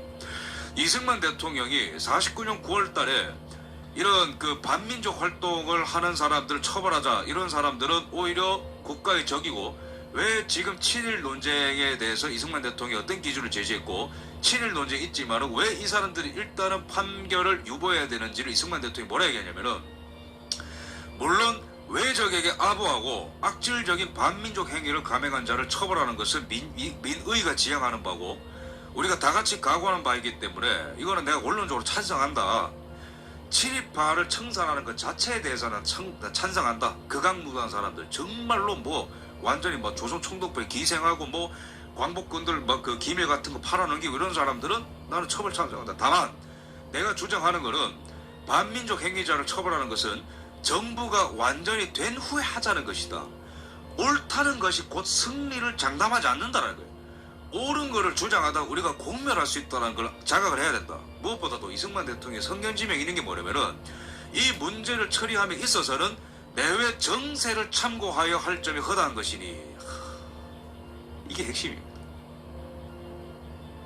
내외 정세를 참고하자. 내외 정세가 뭘까요? 내부적으로는 공산주의자들의 연속적인 폭동, 제가 아까 말씀드렸던 것. 바깥 활동을 뭘까요? 주한미군 철수, 중국 공산당이 중국 국민당을 이기고 있는 형국, 폴란드가 공산화되고 있는 형국, 공산주의가 전 세계에 퍼뜨려지고 있는 이 형국을 참작을 하자라는 거예요. 이 한심 빠따들아. 주한미군은 실제로 48년 9월 달에는 7만 명 규모가 있었어요. 근데 그 뒤에 4개월 만에 10분의 1로 다 나갑니다. 이때 위험천만한 주한미군 철수를 얘기하고 이미 나가고 있었다고요. 근데 더 빨리 나가네. 적화시키자는 거죠. 그마저도 존무초 대사는 트루먼이 이미 마음속으로는 이 무렵에 주한미군의 완전 철군을 마음먹어놨어요. 1949년 3월 달에. 근데 존무초 대사, 우리나라에 나와 있었던 무초 대사는 그 트루먼의 의중을 이승만 대통령한테 극비로 붙였어요. 비밀로 하고 있었다고. 이승만 대통령은 근데 딱 꼬라지 모니까 나갈 것 같으니까 이때부터 대미투정을 했던 겁니다. 나가면 다 죽는구나. 그럼 이승만 대통령 이때 누구랑 싸웠냐? 미국이랑 싸웠다. 공산주의자들이랑 싸웠다. 정신 못 차리고 내각제 추진하면서 공산주의자들 편에 붙어버린 한민당이랑 싸웠다. 그거를 뚫고 반공체제를 만든 이승만 대통령은 나라를 지킨 영웅이죠. 그러면 한 사람 개인의 투쟁이었냐? No! 이승만 대통령의 주장에 찬성을 해서 당시에는 국민들의 마음이 움직였어요. 그게 바로 1949년 6월 3일에 6.3 반공대회라는 거거든요. 국회 뿌락체 의원들 석방시켜달라, 마치 이석기 석방시켜달라, 막 그런 사람들 당시 있었어요. 국회 프락치 사건에 연루된 사람들을 이승만 대통령이 가두니까 석방해달라고 사람들이 뭐라 찌끄리니까 그런 석방운동에 반대한다 이러면서 6.3 반공대가 열리고 그랬어요. 이 사진은 제가 지금 언급하는 해당 사건과 관련이 있지는 않지만은 당시에는 49년에는 이러한 반공대회가 전국에서 열렸어요. 이런 자료들을 첨부해야지. 그게 역사죠. 그래서 이 반공 프라치 사건에 가담된 사람들의 면면들을 제가 소상히 알려드리자면 당시에 이 주동했던 사람이 당시 국회 부의장 김약수, 노일환, 이문원 이런 사람들이 평화를 핑계로 주한미군 철수를 외쳤고 그다음에 자유와 무슨 뭐 민족 이런 걸 내세우면서 친일 청산 내걸었지만 이거 결과적으로 북한을 돕는 행위였다.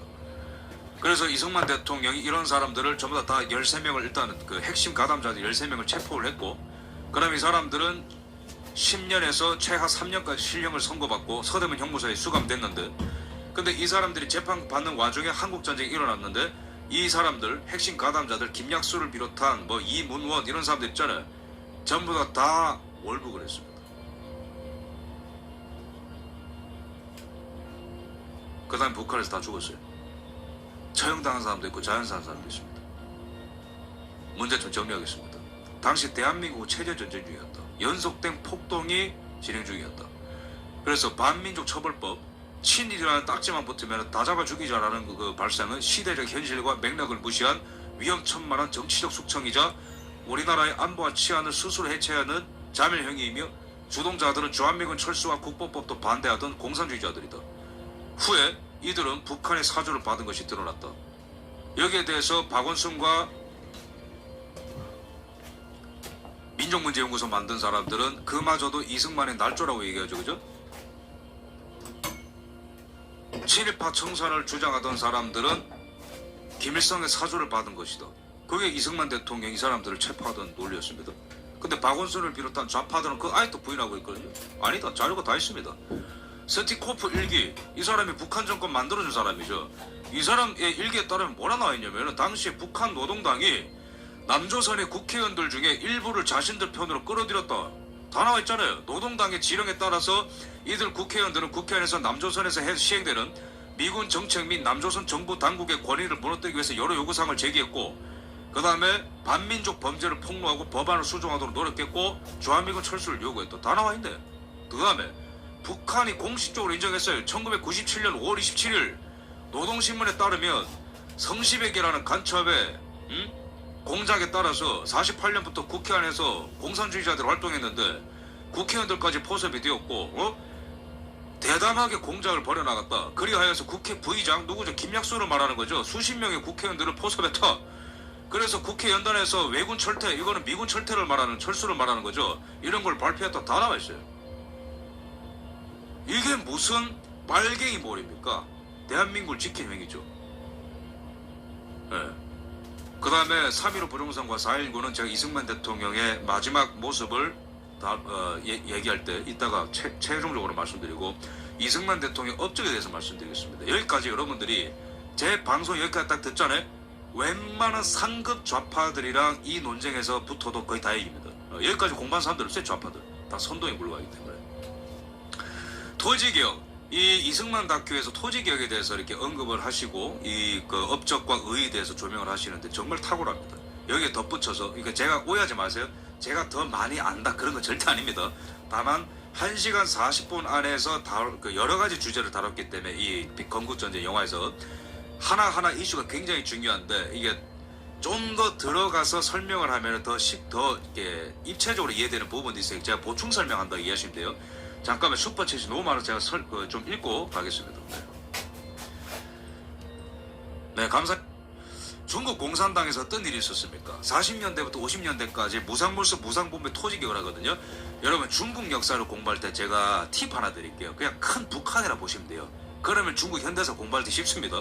어쨌든 그래서 모택동이가 땅을 공짜로 뺏어서 공짜로 나눠주라 빨리 잘나가요 뭐 이렇게 뭐 중국말로 뭐라 했을 거 아니에요. 그러면서 거기 신나가지고 거기에 그 유지 각 지역의 땅 부자들을 불러내라 이러면서 막 문건 들고 다니면서 홍익병들이 모택동의 명령을 내리면서 땅을 몇 평 이상 가진 사람들 다 불러내가지고 이렇게 삿대질하고 총살시키고 그랬어요. 그래서 1950년대만 하더라도 중국 내에서 토지 개혁하느라 사망한 사람만 200만에 달한다는 발표도 있습니다. 문화대혁명이 60년대 있었잖아요. 그 전에 이미 아비규환했다고 중국은 40년대 50년대 이미 토지개혁한다고. 소련을 봅시다. 소련은 농민 가구가 1932년에 60%였어요. 스탈린 초기에. 근데 그게 이제 스탈린이 이 농민들을 뭐 어떻게 했습니까? 거주 이전에 자유 줬어요? 땅을 소유하고 판매할 수 있는 권한 줬습니까? 집단 농장화 해가지고 우리 인민들은 좀 더 소련 조국을 위해서 집단적으로 농장에서 일한다. 그것이 바로 정의고 막시즘이다. 이렇게 얘기한 거예요. 그래서 농민 93%를 갖다가 집단 농장에 다 넣어버렸어요. 스탈린이 갖다가. 그래서 노동자들은요, 이 농민들은 노조도 못 만들게 했고 스탈린이. 왜? 집단 농장 바깥에 나오면 안 되니까. 거주 이전의 자유도 없었고 토지 매매권도 없었어요. 그러니까 농작물의 생산량이 늘어나 줄어들, 당연히 줄어들죠. 내 땅이 아닌데 여기서 사람들이 죽어나가기 시작하는 겁니다. 그러니까 소련 전체 땅에서 쌀이 안 나오니까 굶어 죽는 사람들이 많아지죠. 그러니까 러시아 영토 내에, 그러니까 소련이 러시아와 여러 가지 동유럽 그 나라들을 섞은 건데 러시아 영토 내가 중요하니까 여기 사람들 먹여 살리려고 우크라이나가 곡창지대거든요. 우크라이나에 있는 그 쌀들을 전부 다 수탈해가지고 우크라이나에 30년대에 홀로도모르라는 게 일어났어요. 스탈린이 쌀을 다 가져가가지고 800만 에서 1000만 정도 아사에서 죽었습니다. 우크라이나에서. 이런 일이 30년대 이미 일어났고 이승만은 이 모든 걸 알았던 사람입니다. 그러니까 북한식으로 공산주의 하면 절대 안 된다고 얘기하는 거죠. 재밌는 팩트 하나 말씀드릴까요? 우리나라는 이승만 대통령이 48년에 토지개혁 투쟁해가지고 한민당이라 토지 소유권을 농민들한테 나눠주기 시작했거든요. 점진적으로. 근데 러시아는 부동산 소유권이 언제 생긴 줄 아세요? 94년에 생겼습니다. 소련 붕괴되고. 우리나라 그냥 만들어진 나라 아닙니다. 이승만 대통령이 그럼 토지개혁을 할 때 그냥 오토매틱으로 진행됐냐? 아닙니다. 공산당이 반대한 게 아니고 이때는 한민당이 적이었어요. 왜? 제가 아까 말씀드렸던 한민당이 다 전라도 지주계획이거든요. 이 사람들이 전라도 이 지주계획을 그 땅을 내놓겠냐고요. 남미가 왜 토지개혁이 잘 안 되는 줄 아세요? 인도가 왜 토지개혁이 잘 안 되는 줄 아세요? 계급과 토지는 같이 갑니다. 인도의 카스트 제도가 왜 안 깨지는지 아십니까? 토지개혁이 잘 안 돼서 그래. 남미에 계속해서 산업이 대물림 되거든요. 사탕수수 재배하던 사람들이 옛날에 이런 사람들이 그 다음에 물려주고 해가지고 소수의 과도지배 체제가 안 끝나 남미가. 그러니까 그 사람들이 그 군인들과 결탁을 해가지고 공기업을 장악을 하고 군인들은 공기업을 지켜주고 군인들은 정치를 가져가고 옛날에 땅 부자들은 돈을 가져가고 그 카르텔 구조가 아직까지는 안 깨지는 거거든요. 남미가. 근데 꿀이거든. 땅 가지고 있으면 사탕수수, 커피, 담배 이파리 팔아가지고 마약 팔아가지고 꿀이거든요. 지주들은 가만히 앉아있어도 그냥 뭐 돈만 거두면 돼. 300억, 500억, 1000억 돈 세고. 우리나라도 그게 존재했던 그 기득권이 그게 바로 조선시대 500년과 일제시대 존재했었던 땅계급입니다. 땅계급, 땅카르텔. 한민당이 안 내어놓으니까 이승만 대통령이 뭐라 하죠? 48년에 국회 본회의를 통하여서 우리는 우리의 적을 뚜렷이 보았으며 적은 얼마나 노회하고 교활하고 후한무치하고 이기적이고 배타적이고 자기의 탐욕을 위해서만 살아간다. 온갖 욕을 다 하는 거예요. 누구한테? 한민당한테. 이들한테는 민족도 국가도 없고 대의도 없다 라는 거를 우리는 우리의 눈과 귀를 보고 들어놓으라 이러면서 대한민국의 적폐 세력을 규정한 거예요. 그게 바로 한민당이다. 그래서 이승만 대통령이 여기서부터 어떤 작전을 쓰냐면은 당시에는 공산주의자로 알려져 있었지만은 농민들한테 가장 인기가 많았던 조봉암이라는 사람을 농림부 장관으로 앉혀버려요. 그래서 이 사람을 앉혔으니 이제는 농민들이 이승만 대통령 편으로 다 달라붙은 거죠. 그래서 이승만 대통령이 여기서 뭐라고 협박했냐면은 야 한민당이 김성수 잘 들어라. 그리고 우리나라 헌법 초안 만들어진 유진호 박사 했거든요. 유진호 박사도 김성수 표현했어요. 유진호 잘 들어라. 너네 이거 토지개혁 찬성 안 해주면은 우리나라 공산화 되는 거야. 그리고 지금 농민들의 기세 등등한 거 보이죠? 내 뒤에 지금 쌍놈들 모여있는 거 보이지? 너네 죽기 싫으면 찬성시키라 이거야. 막 협박을 한 거예요.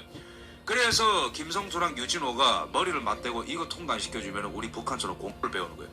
그러니까 펜젤의 교육론이 뭐냐면은 제가 이 책 읽어보면 참 탁월하다 느낀 게 이러한 교육은 미국식의 교육은 성경적인 교육은 기독교식 교육은 필연적으로 언젠가는 조선에 만연한 귀신 숭배의 전체제를 무너뜨리고 양반의 모든 특권과 여성의 노예화와 저열한 조성 숭배를 우습게 만들고 없애버린 결과를 낳을 것이다. 이번에 조선시대에 와서 제일 먼저 가르친 게 뭔지 아세요? 남자들이 여자 굿하는 것도 못하겠어요. 그런 미개한 행동을 하면 안 돼. 두 번째, 너가 자유인이야? 남한테 빌빌거리지 말고 스스로 일을 해야 된다. 세 번째, 너가 인간답게 살려면 공부를 해야 돼. 문자를 배워. 그리고 네 번째, 너가 정말로 문명인이라면 귀신 숭배나 손비비고 제사 지내지 말고 이성과 합리성에 따라서 행동을 해라. 그거를 가르쳐준 분이에요. 그러니까 이분 밑에서 배운 사람들이, 제가 오늘 사진을 첨부 안 했지만 여성들과 아이들이 아펜젤러 선교사와 가득해요. 근데 그게 조선시대 없던 풍경이거든.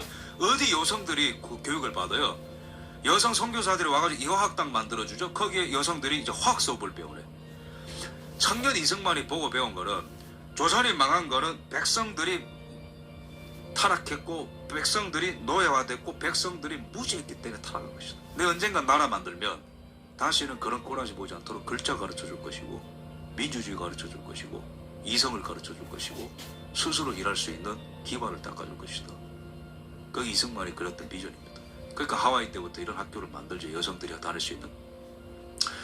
이분이, 제가 그 건국전쟁 다큐에서 참 가슴 뭉클했던 한 장면이 뭐냐면은, 조선시대의 악습이 뭐냐면은 여자애들을 노예로 막 팔았거든, 물건처럼. 근데 그거를 조선 말기에 하와이에다가 어떤 여자를 이렇게 팔아놓은 사람이 한 명인 거예요. 근데 이승만 대통령이 나중에 와가지고 여자 털을 닦고 하시는데, 여기 소문을 들으니까 어떤 그 불쌍한 조선 여자아이가 어떤 여관방에 갇혀있대. 그 청년 이승만이 일단 박사학위를 땄죠. 이승만 박사가 그 얘기를 듣고 혈혈 단신으로 쳐들어가가지고 막 미국 경찰들이랑 막 싸우면서 몸싸움까지 벌여가면서 구출해내서 여자학교에 이제 입학시켜가지고 온전한 한 사람으로 길러냈다는 사연이 있더라. 그거 보면서 그 스승이 그 제자다. 이 아펜젤러 선교사가 어떻게 소천하시게 되냐면은 1902년에 이때 이승만 청년이 한강함에 갇혀있을 때거든요. 종신형 받고. 근데 스승 아펜젤러가 하루는 이제 배를 타고 다른 지역으로 이동하는데 배가 이제 사고가 나가지고 난파가 돼. 그래서 많은 사람들이 그 뛰어내리고 자기만 살겠다고 뛰어내리는데 거기 같이 탔었던 조선의 여자아이가 한 명이 바다에 빠져가지고 익사할 것 같은 거죠. 근데 아펜젤러가 살 수 있음에도 불구하고 그 소녀 한 명 구한다고 바다에 뛰어들었다가 그 소녀를 구하기 위해서 뛰어들었다가 거기서 익사하셔가지고 소천하시거든요. 그 스승이 그 제자인 거예요. 여러분, 정치라는 거는 이제 간단한 겁니다. 개인에 대한 애정에서 출발하는 거예요. 자기 앞에 있는 한 사람을 먼저 살릴 수 있느냐가 훌륭한 리더를 결정하는 겁니다.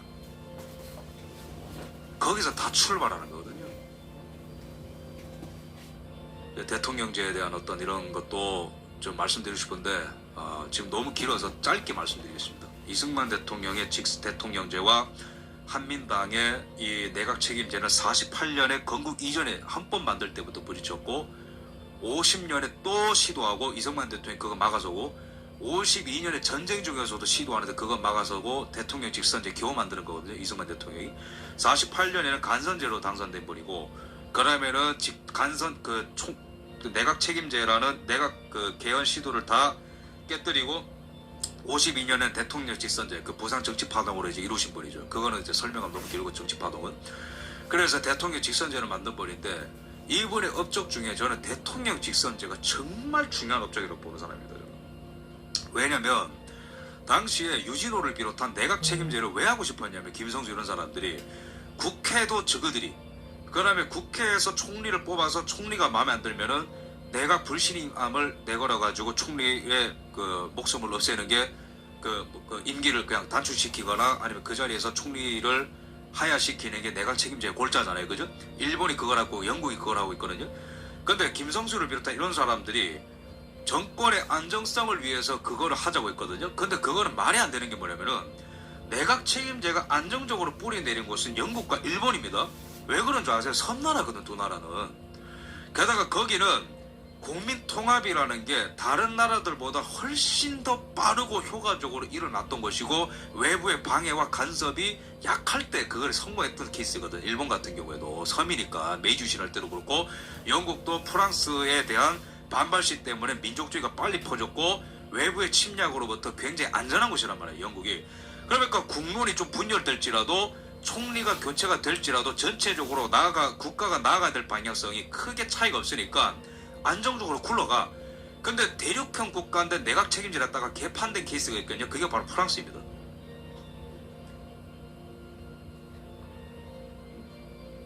프랑스도 그 민주주의 때문에 내각 책임제를 했거든요. 19세기에.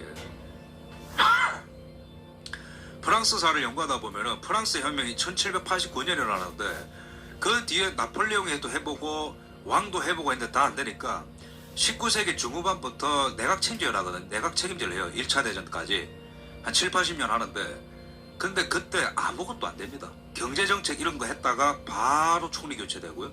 안보정책 이런 거 했다가 바로 교체, 복지. 그러니까 모든 사안에 있어서 다 마음에 안 든다 이거야. 예를 들어서 지금 우리나라에서 이준석 정당과 국민의힘과 민주당에서 연정을 해가지고 총리안을 배출했다고 보십시오. 근데 막 사안마다 다 버리죠. 김건희 디올백 걸렸잖아. 너 총리 아우. 야 이번에 이태원 특별법 왜 통과시켜? 너 아우. 그렇게 된다는 거야 정치가. 근데 그거를 만약에 대한민국 건국 때부터 했잖아요. 내각 책임제를. 장담하는데 대한민국 망했습니다. 왜? 토지개혁 하나도 통과 못 시키고 국가보안법 하나 하는데도 싸움박질 나고 그 다음에 무슨 선거법 하는데도 싸움박질 나고 다 싸움 나는 거예요. 하나도 통과가 안 된다. 근데 이승만 대통령이 그냥 멱살 잡고 하드캐리한 겁니다. 잘하신 겁니다. 그게 대한민국 만든 겁니다. 왜? 대한민국이 지금까지 존재할 수 있었던데 필요한 국가보안법, 그 다음에 한미상호 방위조약, 그 다음에 토지개혁, 그 다음에 교육법 이런 모든 것들이 다 이승만 대통령이 그냥 멱살 잡고 끌고 간 거니까. 그 다음에 마지막입니다. 3.15와 4.19 선거, 4.19 사태. 이 4.19를 다 잘 이렇게 다루셨죠. 이 건국전쟁에서 잘 다루셨고, 건국전쟁 이 다큐만 보셔도 이해가 충분히 됩니다만은 제가 밥숟가락 얹겠습니다. 하나. 좀 더 깊은 이해를 위해서. 이 건국전쟁 다큐에서 보여주는 거는 이승만 대통령이 이렇게 4.19 시위를 하다가 이렇게 부상을 입은 학생들을 방문하고 울먹거리시고 내가 차라리 총에 맞았어야 된다 울먹거리는. 저도 참 그 장면 보면서 참 너무 가슴이 아프다. 이승만 대통령도 이런 비극을 보면서 너무 자괴감이 들었을 겁니다. 학생들이 다쳤기 때문에. 그래서 이런 것들 비춰주고 또 3.15 부정선거에는 당시에는 그 이기붕 부통령이 자기가 당선이 되어야 고령인 이승만 대통령 혹시나 이제 유고가 됐을 때는 본인이 대통령을 이제 자동적으로 승계할 수 있기 때문에 같은 그 장면 부통령 후보를 이기기 위해서 이기붕이 최인규 내무장관과 손을 잡고 최인규와 이기붕 작품이다 부정선거는. 그래서 그런 식으로 이승만 대통령을 이제 여기에 관여하지 않았다고 이제 팩트를 잘 말씀해 주셨죠. 여기에 제가 부연 설명을 좀 하겠습니다. 최인규 내무장관이 한 건 맞습니다. 이 사람이 사형 선고를 받으면서 뭐라 얘기했냐면은 최인규입니다. 오른쪽에 있는 사람은 내무장관이고 이 박사가 대통령으로 당선되지 않으면 한국은 공산화될 수밖에 없다는 굳은 신념을 갖고 3.15 부정선거를 내가 했다. 결과적으로 국가와 민족에게 비극을 안겨주게 되었다. 그래서 당시 국무회의록만 봐도 이승만 대통령이 4.19가 일어나는 3월 4월까지만 하더라도 도대체 왜 학생들이 이렇게 운동을 많이 하는지 잘 파악을 못하고 계십니다. 지금 선거가 뭐가 잘못된 일은 없냐, 뭔가 학생들이 이렇게 운동을 이렇게 했는데 공산주의 소행이냐 이러면서 이제 헷갈려 하시고, 그러다가 4월 12일에 이 국무회의록을 보면은 여기서 장관들 이실직고랍니다. 사실은 자유당이 부정선거를 했습니다. 이승만 대통령이 여기서 노발대발하는 국무회의록 있죠. 여기에 이승만 대통령이 화를 냅니다. 왜 그딴 짓을 해가지고 나를 이징으로 만들었냐. 그러니까 학생들끼리 시위를 하지. 이거는 나 이승만이가 책임을 지고 하해를 하는 수밖에 없는 거야. 내가 하해를 해야 이 나라가 안정화될 것 같아. 나는 이제 대통령직 그만둔다. 4월 12일에 국무회의록에 이런 대화 내용이 있습니다. 그리고 이승만 대통령은 이제 이화장으로 경무대에서 나오시고 이화장으로 이렇게 오시죠. 이게 이승만 대통령이 하해를 하는 장면이고, 이승만 대통령의 하해를 요구하고 자유당을 척결하자는 부정선거 몰아내자는 사람들의 시위의 장면입니다. 근데 여기까지는 그 건국전쟁 다큐가 잘 설명을 해줬고, 많은 사람들은 이것만 봐도 이승만 대통령은 3.15 부정선거에 가담하지 않았다고 얘기를 이제 할 수 있겠죠.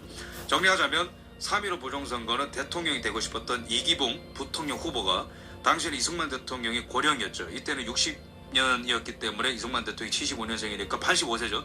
85세기 때문에 이승만 대통령이 서거했을 경우에는 자동으로 이기붕이가 자기가 대통령이 될 수 있으니까 이제 내가 대통령이 되기 위해서 부정선거를 한 거고, 당시에는 조병옥이 대통령 후보였는데 사망을 했기 때문에 이승만 대통령 단독 후보였기 때문에 부정선거를 할 수가 없었죠. 그래서 이승만이 부정선거를 획책했다라는 것은 어떠한 사료에도 근거하지 않은 낭설입니다. 간단히 얘기하면은 이승만이 4.19 부정선거의 원흉이고 부정선거의 원흉이냐면은 명령한 증거가 하나라도 있어야 되죠. 근데 뭐 그건 말이 안 되는 겁니다. 사료가 그거를 아무것도 그런 말을 하는 사료가 하나도 없기 때문에. 그러면 4.19는 왜 일어났는가? 이것도 이승만에 대한 어떤 분노, 이승만의 무능이 10년간 쌓여서 무능한 지도자가 쫓겨났다 이런 식으로 가르치는데 대단히 곤란합니다. 그렇게 가르치면은 그건 학술적인 게 아니에요. 4.19가 일어나기 전에 어떤 일이 있었는가? 2월 28일에 대구에서 자유당이 민주당의 유세를 방해하기 위해서, 당시에는 대구에서 장면이 이름이 장면입니다. 이 사람이 민주당의 부통령 후보였는데 유세를 하지 못하도록 자유당이 이때는 대구의 학생들이 일요일인데도 불구하고 학교에 나가라고 했죠. 장면 유세 현장에 못 들어가도록. 그래서 대구에서는 2월 28일에 학생들의 시위가 일어납니다. 이게 228 대구 이제 학생 시위라고 하는 건데, 그 다음에 3월 15일에 부정선거가 일어나죠. 그 다음에 마산에서 시위가 일어납니다. 자유당 물러나라, 부정선거 진상을 원한다 이러면서. 근데 그거를 내무부 장관, 부정선거를 계획한 최인규 내무장관이 학생들의 시위를 강경 제압하면서 사람들이 죽어나갔고, 여기에 4월 11일에는 마산 시위에 참가했었던 김주열 학생의 시신이 떠오르게 되면서, 바다에 빠졌던 시신이 떠오르게 되면서 4월 18일에는 고려대 학생들이 나오고 이제는 교수들이 뛰어나와서 4월 19일에 이제 그 4.19라는 게 일어나는 거죠. 그러면서 이승만 대통령이 이제 낌새가 이상하다는 눈치를 채고 이게 다 내 잘못이다 이러면서 하야를 하신 겁니다. 근데 4.19까지 가는데 이승만이라는 개인한테 모든 죄를 뒤집어 씌우는 것은 비상식적이고 비합리적이고 비학술적이다 이런 말씀드리겠습니다. 무슨 말이냐면 50년대 정치의 과잉이 부른 참극이다라는 프레임으로 이 사건을 보셔야 됩니다. 무슨 말이냐면 제가 아까 빌드업을 했죠. 48년에 내각제와 대통령제의 충돌, 건국헌법 만들 때 내 나라라는 이제 외마디 이런 신음소리를 내시면서 서거를 하셨습니다. 그분이 서거하시기 전에 마지막으로 강조했던 것은 자유입니다. 종의 멍에를 매지 말아야 된다. 나라를 한번 잃으면은 다시 찾는 게 너무 힘들어. 근데 이분이 나라에 갖다 준 선물은 모든 것입니다. 모든 것입니다. 요번에 온갖 김대중 컨벤션 센터와 돈으로 발라놓은 이런 기념관들이 많은 김대중의 영화를 압도적으로 스코어를 뛰어넘은 것은 이승만 대통령 기념관이 이제 생기죠. 그죠? 근데 아무리 기념관이 많아도요 다 필요 없어요. 왠지 아세요? 이승만 대통령은 대한민국 그 자체가 그분한테 기념관이기 때문에. 이분의 토지개혁 때문에 국민이 형성이 되었습니다. 베트남처럼 망하지 않을 수 있었어요. 이분의 토지개혁 때문에 반공사상이 퍼질 수 있었습니다. 이번에 45년에서 48년까지의 그 미소 공동위원회를 반대하고 대한민국 건국만이라도 건국을 해야 된다는 그 정당성을 피력하는 그 연설과 미국과의 외교력 때문에 폴란드처럼 망하지 않을 수 있었어요. 이분이 농업에만 중시하지 않고 미래를 내다보는 설계와 원자력과 공업과 비료공장과 철강과 그거를 떠받칠 수 있는 기술자들을 길러내는 성경지명 때문에 박정희 대통령의 산업화도 성공할 수 있었습니다.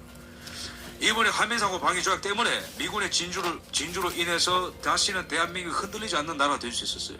이번에 교육정책 때문에 우리가 중국처럼 잘 살지라도 잘 사는 개돼지들이 되지 않도록 민주시민이 될 수 있도록 이분은 모든 길을 다 닦았습니다.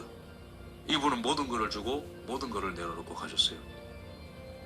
이분이 대한민국의 건국 지도자요, 대한민국의 건국 대통령이라는 사실이 참 제 가슴을 뜨겁게 하고, 이분이 우리나라의 초대 대통령이자 이런 위대한 영웅이 우리나라를 만들어줬다는 것 자체가, 이 나라가 아무리 어려운 지경에 떨어질지라도 우리보다 더 어려운 상황에서 나라를 만들어 놓은 그 이승만의 대통령을 저력을 보고 있으면 이 나라가 아무리 어려워도 우리가 용기를 잃지 않는 이유에는 바로 이승만 대통령이 먼저 모범을 보여줬기 때문에 우리는 절대로 용기를 잃지 않을 수 있는 거죠. 이승만 대통령이 지켜놓은 이 유산, 이승만 대통령이 만들어진 유산, 이제는 이 자유를 우리가 가벼이 여기지 말고, 자유라는 거는요 그 자체가 목적이 되어서는 위험합니다. 자유라는 거는요 누군가의 자유를 확대시켜주기 위한 도구가 되어야 됩니다. 이승만 대통령 자신의 자유를 그렇게 쓰셨죠. 이승만 대통령에 대해서 미국의 지금까지 들어주심을 너무나 우리나라를 감사합니다. 도와줬던 미국의 장병들도 자신의 자유를 다 그렇게 썼습니다. 우리가 그러면은 대한민국의 다음은 뭐냐? 다음 사명은 뭐냐? 그거는 바로 우리가 물려받은